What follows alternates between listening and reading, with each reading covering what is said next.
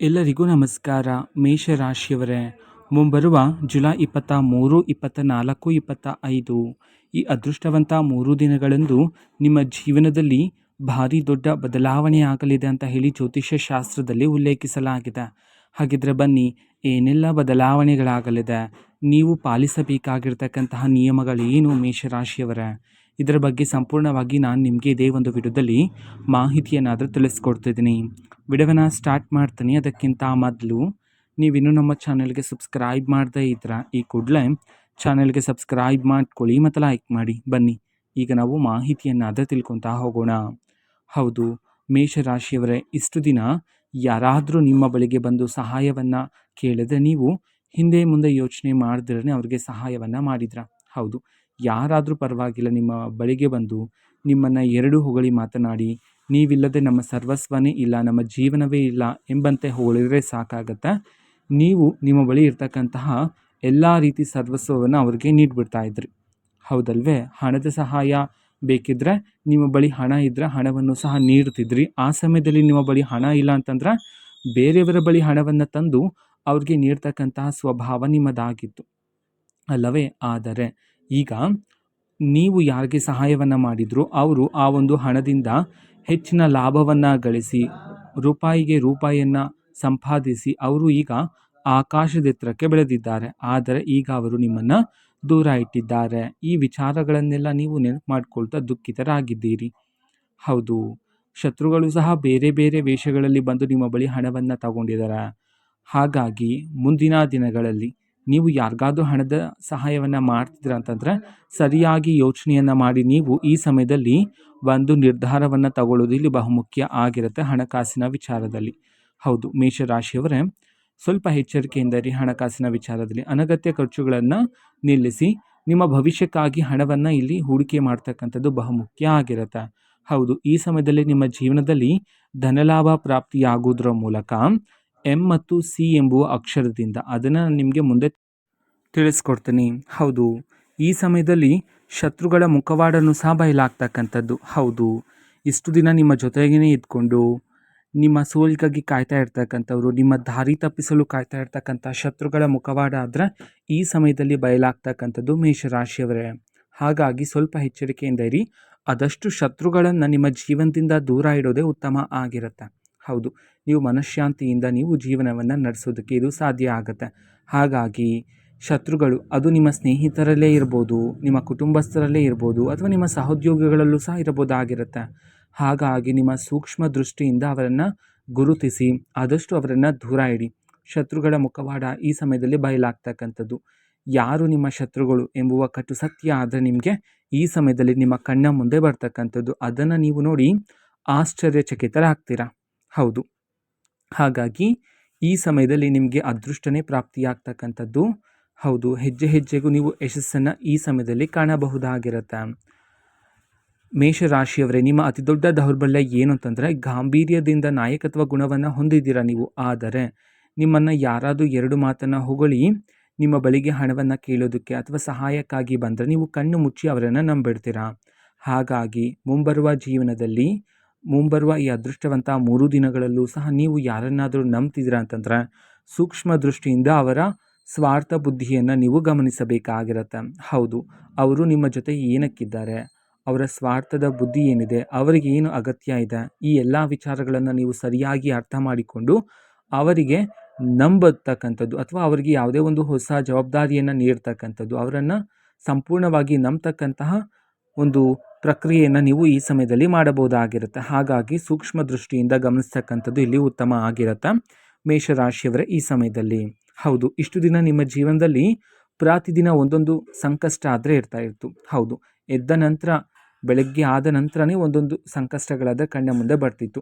ಈ ಸಂಕಷ್ಟಗಳನ್ನೆಲ್ಲ ಯಾವ ರೀತಿ ಬಗೆಹರಿಸಬೇಕು ಎಂಬುವ ಯೋಚನೆಯಲ್ಲೇ ನಿಮ್ಮ ದಿನ ಅಲ್ಲಿಗೆ ಮುಕ್ತಾಯ ಆದರೆ ಆಗ್ಬಿಡ್ತಾ ಇತ್ತು. ಹೌದು, ಈ ವಿಚಾರಗಳೆಲ್ಲ ನೀವು ಪ್ರತಿದಿನ ನೆನಪು ಮಾಡ್ಕೊಳ್ತಾನೆ ಇರ್ತೀರಾ. ಅದೇ ರೀತಿ ಮನೆಯಲ್ಲಿ ಸಣ್ಣ ಪುಟ್ಟ ವಿಚಾರಕ್ಕೆ ಜಗಳ, ಕುಟುಂಬದಲ್ಲಿ ಮತ್ತು ವೃತ್ತಿ ಜೀವನದಲ್ಲಿ ಶಾಂತಿನೇ ಇರ್ತಿರಲಿಲ್ಲ, ನೆಮ್ಮದಿನೇ ಇರ್ತಿರಲಿಲ್ಲ. ಅದೇ ರೀತಿ ನಿಮ್ಮ ಯಶಸ್ಸು ಸಹ ಬೇರೆ ಯಾರಿಗೋ ಹೋಗ್ತಿತ್ತು. ನೀವು ದುಡ್ದಿರ್ತಕ್ಕಂತಹ ಎಲ್ಲ ರೀತಿ ಶ್ರಮಕ್ಕೂ ಸಹ ನಿಮಗೆ ಬರಬೇಕಾಗಿರ್ತಕ್ಕಂಥ ಪ್ರತಿಫಲ ನಿಮಗೆ ಸಿಗದೆ ಬೇರೆ ಯಾರಿಗೋ ಸಿಗ್ತಿತ್ತು. ಈ ವಿಚಾರಗಳನ್ನೆಲ್ಲ ನೀವು ಪ್ರತಿದಿನ ನೆನಪು ಮಾಡ್ಕೊಳ್ತಾ ದುಃಖಿತರಾಗಿದ್ದೀರಿ. ಆದರೆ ಮೇಷರಾಶಿಯವರೇ, ಮುಂಬರುವ ಈ ಅದೃಷ್ಟವಂತ 3 ದಿನಗಳಂದು ನಿಮ್ಮ ಜೀವನದಲ್ಲಿ ಭಾರಿ ದೊಡ್ಡ ಬದಲಾವಣೆ ಆಗೋದ್ರ ಮೂಲಕ ನಿಮಗೆ ಯಶಸ್ಸಿನ ಅಭಿವೃದ್ಧಿ ಆದರೆ ಆಗ್ತಕ್ಕಂಥದ್ದು, ಸಂಪತ್ತಿನ ಅಭಿವೃದ್ಧಿ ಆದರೆ ಆಗ್ತಕ್ಕಂಥದ್ದು. ಹೆಜ್ಜೆ ಹೆಜ್ಜೆಗೂ ನೀವು ಈ ಸಮಯದಲ್ಲಿ ಯಶಸ್ಸನ್ನು ಕಾಣುವಿರಿ. ಅದೇ ರೀತಿ ಎಂ ಮತ್ತು ಸಿ ಎಂಬುವ 2 ಅಕ್ಷರದಿಂದ ನಡೀತಕ್ಕಂತಹ ಒಂದು ದೊಡ್ಡ ಘಟನೆ ಆದರೆ ನಿಮ್ಮ ಜೀವನದಲ್ಲಿ ಭಾರಿ ಸಕಾರಾತ್ಮಕ ಬದಲಾವಣೆಗಳನ್ನಾದರೆ ತರ್ತಕ್ಕಂಥದ್ದು. ಅದನ್ನು ನಾನು ನಿಮಗೆ ಮುಂದೆ ತಿಳಿಸ್ಕೊಡ್ತೀನಿ. ಹೌದು, ಅದೇ ರೀತಿ ಇಷ್ಟು ದಿನ ಯಾವ ಪ್ರತಿಫಲಕ್ಕಾಗಿ ನೀವು ಕಾಯ್ತಾ ಇದ್ರೋ, ಯಾವ ಯಶಸ್ಸಿಗಾಗಿ ನೀವು ಕಾಯ್ತಾ ಇದ್ರೋ, ಅದೇ ಒಂದು ನಿಮಗೆ ತಕ್ಕಂತಹ ಪ್ರತಿಫಲ, ಅದೇ ರೀತಿ ನಿಮಗೆ ಬರಬೇಕಾಗಿರ್ತಕ್ಕಂತಹ ಯಶಸ್ಸು, ಅದೃಷ್ಟ ಆದರೆ ಈ ಸಮಯದಲ್ಲಿ ನಿಮ್ಮನ್ನು ಹುಡುಕಿಕೊಂಡು ಬರ್ತಕ್ಕಂಥದ್ದು. ಅದೇ ರೀತಿ ಇಷ್ಟು ದಿನ ನೀವು ಈ ಹಿಂದೆ ಶುರು ಮಾಡಿರ್ತಕ್ಕಂಥ ಒಂದು ಹೊಸ ಯೋಜನೆ, ಒಂದು ಹೊಸ ವ್ಯಾಪಾರ, ಯಾವುದಾದ್ರೂ ಒಂದು ಹೊಸ ಕೆಲಸ ಈ ಹಿಂದೆ ಅರ್ಧದಲ್ಲೇ ನಿಂತು ಹೋಗಿದ್ರೆ ಅದು ಈಗ ನಡೀತಕ್ಕಂಥದ್ದು. ಅಂತಂದರೆ ಈಗ ಅದಕ್ಕೆ ಚುರುಕುತನ ಬರ್ತಕ್ಕಂಥದ್ದು. ಯಾವ ಕೆಲಸ ನಿಂತು ಹೋಗಿತ್ತೋ ಅದು ಮುಂಬರುವ ಈ ಅದೃಷ್ಟವಂತ 3 ದಿನಗಳಲ್ಲಿ ಮುಕ್ತಾಯ ಆಗಲಿದೆ ಅಂತ ಹೇಳಿ ಸಹ ಜ್ಯೋತಿಷ್ಯ ಶಾಸ್ತ್ರದಲ್ಲಿ ಉಲ್ಲೇಖಿಸಲಾಗಿದೆ ಮೇಷರಾಶಿಯವರೇ.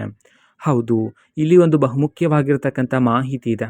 ಅದು ಏನಂತಂದ್ರೆ, ಈ ಸಮಯದಲ್ಲಿ ಮುಂಬರುವ ಈ ಅದೃಷ್ಟವಂತ 3 ದಿನದಲ್ಲಿ ನಡೀತಕ್ಕಂತಹ ಯಾವುದೇ ಒಂದು ವಿಚಾರ, ಯಾವುದೇ ಒಂದು ಘಟನೆ ನೀವು ಯಾರೊಂದಿಗೂ ಸಹ ಹೇಳಿಕೊಳ್ಳಬಾರದಾಗಿರುತ್ತೆ. ಆದಷ್ಟು ಈ ವಿಚಾರಗಳನ್ನು ಗುಪ್ತವಾಗಿರಿಸಿದ್ರೆ ನಿಮಗೆ ಒಳ್ಳೆಯದಾಗಿರುತ್ತೆ. ಹೌದು, ಶತ್ರುಗಳಿಗೆ ತಿಳಿಯುವ ಸಾಧ್ಯತೆ ಇರುತ್ತೆ.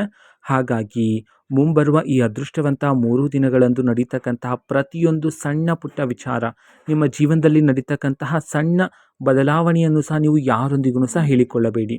ಹೌದು, ಮೇಷರಾಶಿಯವರು ನಿಮ್ಮ ಜೀವನದಲ್ಲಿ ಏನೇನಾದರೂ ಸಹ ನಿಮ್ಮ ಸ್ನೇಹಿತರಿಗೆ, ನಿಮ್ಮ ಕುಟುಂಬಸ್ಥರಿಗೆ ಹೇಳ್ತಾ ಇರ್ತೀರ. ಹಾಗಾಗಿ ಮುಂಬರುವ ಈ ಅದೃಷ್ಟವಂತ 3 ದಿನದಲ್ಲಿ ನಡೀತಕ್ಕಂತಹ ಪ್ರತಿಯೊಂದು ವಿಚಾರವನ್ನು ನೀವು ಯಾರೊಂದಿಗೂ ಸಹ ಹೇಳಿಕೊಳ್ಳಬೇಡಿ. ಆದಷ್ಟು ಈ ವಿಚಾರಗಳನ್ನು ಗುಪ್ತವಾಗಿರಿಸ್ತಕ್ಕಂಥದ್ದೇ ಉತ್ತಮ ಆಗಿರುತ್ತೆ. ಅದೇ ರೀತಿ ನಿಮ್ಮ ಜೀವನದಲ್ಲಿ ಇಷ್ಟು ದಿನ ಇರ್ತಕ್ಕಂತಹ ಮಾನಸಿಕ ಒತ್ತಡ, ಅದೇ ರೀತಿ ಅಶಾಂತಿ ಎಲ್ಲನೂ ಸಹ ಈ ಸಮಯದಲ್ಲಿ ದೂರ ಆಗ್ತಕ್ಕಂಥದ್ದು.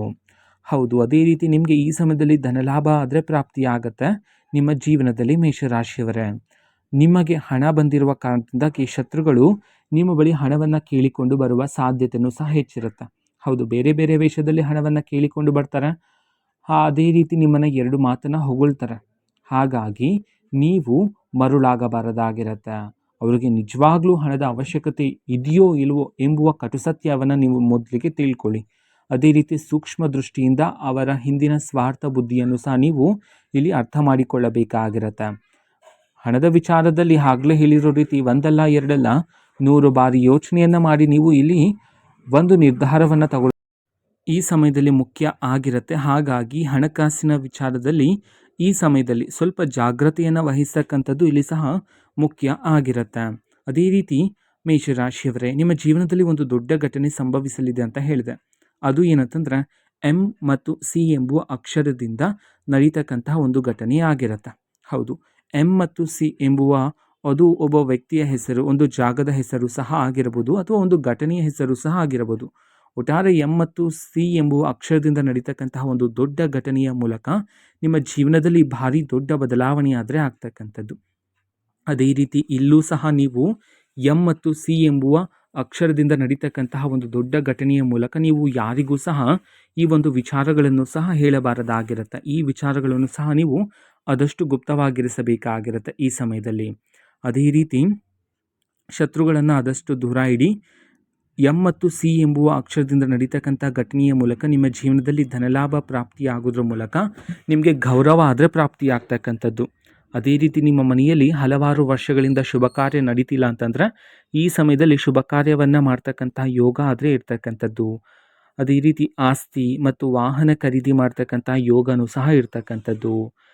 ಇಷ್ಟೆಲ್ಲ ಫಲಗಳನ್ನು ನೀವು ಪಡ್ಕೊಳ್ಳೋದಕ್ಕೆ ನೀವು ಪಾಲಿಸಬೇಕಾಗಿರ್ತಕ್ಕಂಥ ನಿಯಮಗಳ ಬಗ್ಗೆ, ಪರಿಹಾರಗಳ ಬಗ್ಗೆ ನಾವು ನೋಡೋದಾದರೆ, ಪ್ರತಿದಿನ ಬೆಳಗ್ಗೆ ಮತ್ತು ಸಂಜೆಯ ಹೊತ್ತು ನೀವು ನಿಮ್ಮ ಮನೆಯಲ್ಲಿ ದೀಪವನ್ನು ಹಚ್ಚಿ ದೇವರ ಪ್ರಾರ್ಥನೆಯನ್ನು ಮಾಡಿ, ವಿಷ್ಣು ದೇವರ ಸಹಸ್ರನಾಮವನ್ನು ಪಠನೆ ಮಾಡಿ, ಮಂಗಳವಾರ ಮತ್ತು ಶನಿವಾರ ದಿನದಂದು ಆಂಜನೇಯ ಸ್ವಾಮಿ ದೇವಾಲಯಕ್ಕೆ ಹೋಗಿ ಆರಾಧನೆಯನ್ನು ಮಾಡಿ. ಅದೇ ರೀತಿ ಸೋಮವಾರ ದಿನದಂದು ಶಿವದೇವರ ಆರಾಧನೆ, ಶಿವದೇವರಿಗೆ ಸೋಮವಾರ ದಿನದಂದು ಅಭಿಷೇಕವನ್ನು ಮಾಡಿಸಿದರೆ ಹೆಚ್ಚಿನ ಫಲಗಳನ್ನು ನೀವು ಈ ಸಮಯದಲ್ಲಿ ಪಡ್ಕೊಳ್ಳೋದಕ್ಕೆ ಸಾಧ್ಯ ಆಗುತ್ತೆ ಮೇಷರಾಶಿಯವರೇ. ಅದೇ ರೀತಿ ಪ್ರತಿ ಶುಕ್ರವಾರ ದಿನದಂದು ನೀವು ಲಕ್ಷ್ಮೀ ದೇವರಿಗೆ ಇಷ್ಟವಾಗಿರ್ತಕ್ಕಂತಹ ಕೆಂಪು ಹೂಗಳನ್ನು ಅರ್ಪಿಸಿ ದೇವರ ಆರಾಧನೆಯನ್ನು ಮಾಡಿದ್ರು ಸಹ ನೀವು ನಿಮ್ಮ ಜೀವನದಲ್ಲಿ ಭಾರಿ ಸಕಾರಾತ್ಮಕ ಬದಲಾವಣೆಗಳನ್ನು ಕಾಣ್ತೀರಾ. ಪ್ರಾಣಿ ಪಕ್ಷಿಗಳಿಗೆ ಆಹಾರವನ್ನು ನೀಡಿ ದಾನವನ್ನು ಮಾಡಿದರೆ ಈ ದಿನ ಪ್ರತಿಯೊಂದು ದಾನಕ್ಕೂ ಪ್ರತಿಯೊಂದು ಕ್ಷಣಕ್ಕೂ ನೀವು ಹೆಚ್ಚಿನ ಫಲಗಳನ್ನಾದರೆ ಈ ಸಮಯದಲ್ಲಿ ಸಿದ್ಧಿ ಮಾಡ್ಕೊಳ್ತಕ್ಕಂತಹ ಯೋಗ ಆದರೆ ನಿಮ್ಮ ಜೀವನದಲ್ಲಿರ್ತಕ್ಕಂಥದ್ದು ಮೇಷರಾಶಿಯವರೇ. ಇದು ಮೇಷರಾಶಿಯವರ ಮುಂಬರುವ ಜುಲೈ 23, 24, 25 ಈ ಅದೃಷ್ಟವಂತ 3 ದಿನಗಳ ಭವಿಷ್ಯ ಆಗಿರುತ್ತೆ. ಮಾಹಿತಿ ಇಷ್ಟ ಆಗಿದ್ರೆ ನಿಮ್ಮ ಫ್ರೆಂಡ್ಸ್ ಆ್ಯಂಡ್ ಫ್ಯಾಮಿಲಿ ಮೆಂಬರ್ಸ್ಗೂ ಸಹ ವಿಡಿಯೋವನ್ನು ಶೇರ್ ಮಾಡಿ, ಜೊತೆಗೆ ಚಾನಲ್ಗೆ ಸಬ್ಸ್ಕ್ರೈಬ್ ಮಾಡಿಕೊಂಡು ಸಪೋರ್ಟ್ ಮಾಡಿ. So thank you, bye.